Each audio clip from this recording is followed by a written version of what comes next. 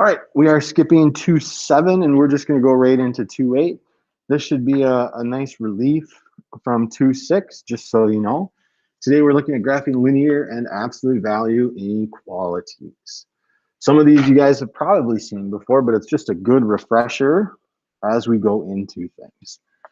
So we've graphed inequalities before, but we've graphed inequalities in one variable. Today we're looking at inequalities in two variables, okay? If you notice right now, this line is almost in slope-intercept form. It's just not an equation, okay? It's an inequality. Very first thing I kind of like to point out is the sign. Whenever we see a sign like this, greater than or less than, we want to make sure our boundary line is dashed, okay? So with inequalities, we're always going to graph the boundary line, and then we're going to shade based on what the inequality is saying. So what I'm going to do is graph this line.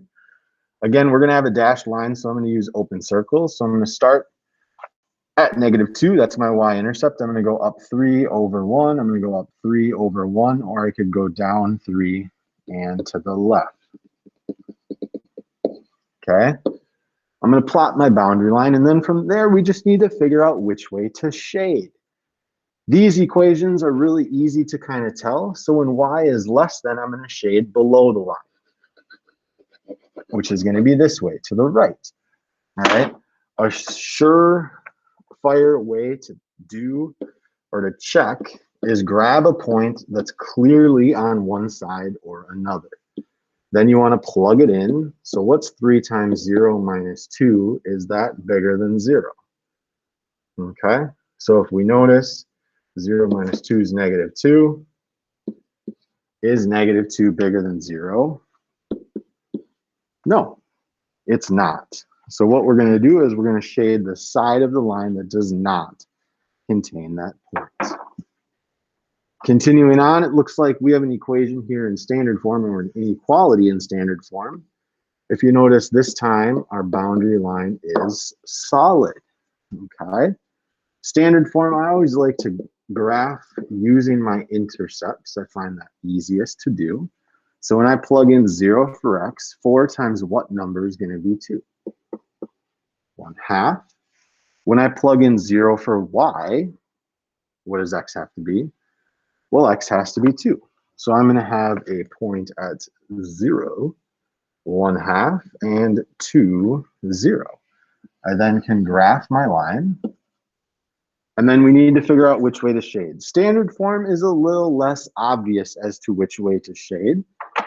So with standard form, I'm always going to test a point, 0, 0, obviously a great candidate if it's not on your line.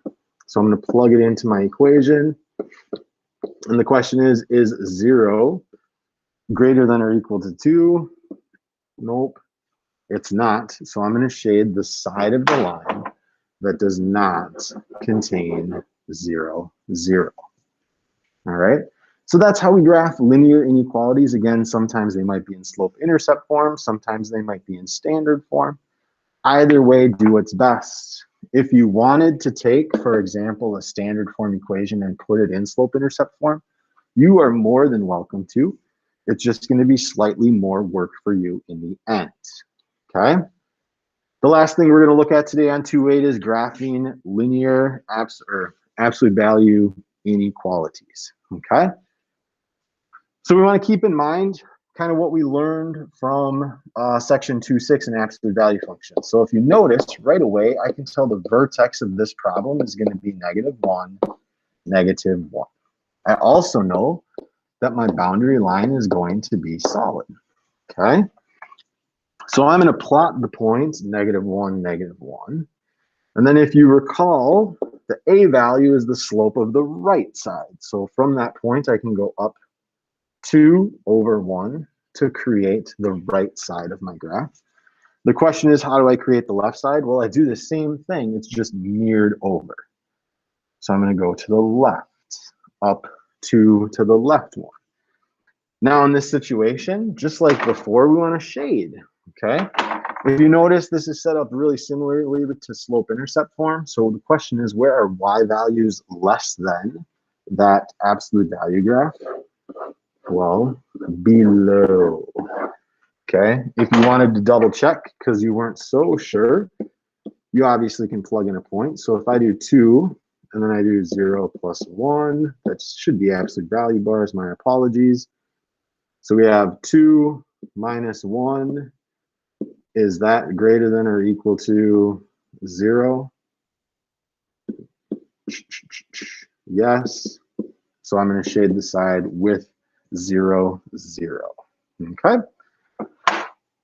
Last one, continuing on from things. All right, if you notice, our vertex is going to be located at -1, -3, based on that general form of our absolute value equations. Our boundary line is going to be dashed, so I'm going to be using open circles, so -1, -3. Whoops, not -1. Yeah, -1, -3. Okay, then from there, what we want to do is, that's the slope of the right side, so I'm going to go up 2 over 3. Whoops, I should be using open circles, up 2 to the left. 3. So I create my V from that. Again, my vertex is at -1, -3. We got that from the equation. The slope of the right side is 2/3. Now I need to figure out where to shade. Well, I'm looking at where Y values are greater than that, which is going to be contained within that V shape and above the line. So that's what we're looking at today. Again, hopefully it's a little bit of a relief from 2-6. Again, please do the assignment that's listed on your weekly planning guide and assignment submission tabs. There might be some differences between the two. If you have questions, I'm available via Google Meet during your class time, on the discussion board, by Schoology message, or obviously in class as well. Best of luck on 2-8. Enjoy your MEA weekend. Hopefully you can take some time away and kind of recoup from this trying year.